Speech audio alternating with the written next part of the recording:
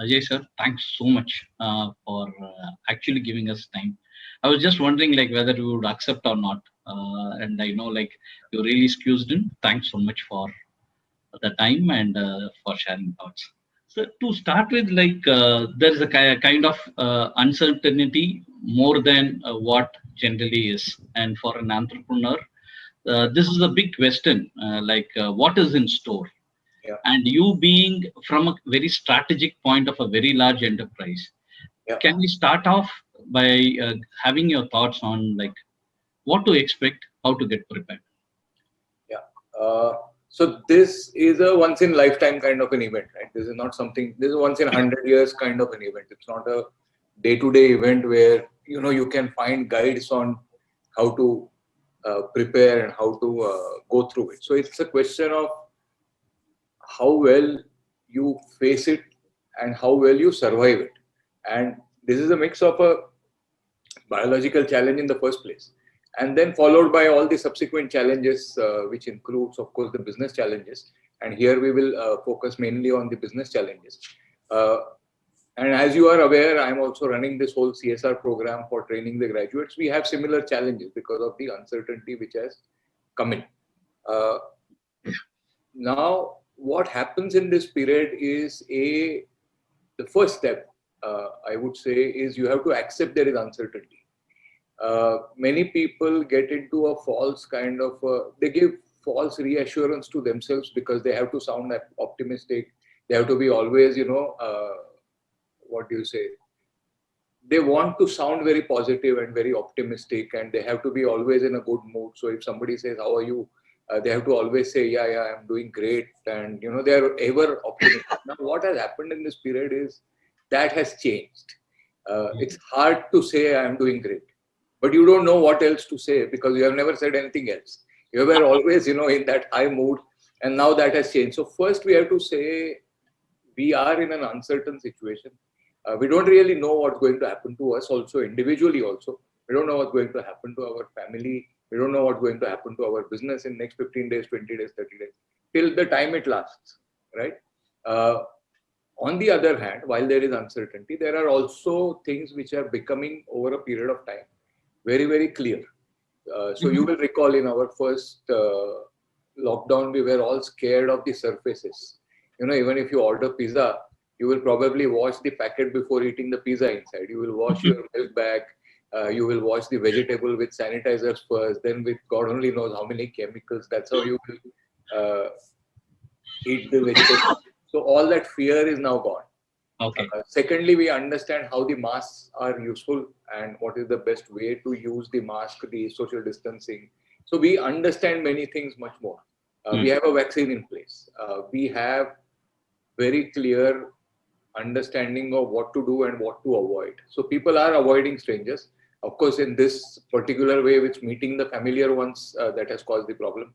But we understand the challenge much better. So as a result, we are much better prepared. So we know what all can be done and we know what all we don't know. So it's uncertainty on one side and little bit of certainty on the other side. So first step to me is really accepting that Corona is going to be there. Now you have to ask yourself, what can you do given where we are? And this is something which is part of our managing self module also, where we say, and this is part of the REBT which the psychologists use, is we say now that we are here, what can we do is the question. What best can we do given the uncertainty? Now, when we did in the last lockdown, when all our batches got stuck, or all our businesses actually, what they did is we kind of accepted that, this is going to be a long lasting one because there is no cure, there is no treatment, vaccine will take time, and, it's there. So, we have to stay at home basically as much as possible.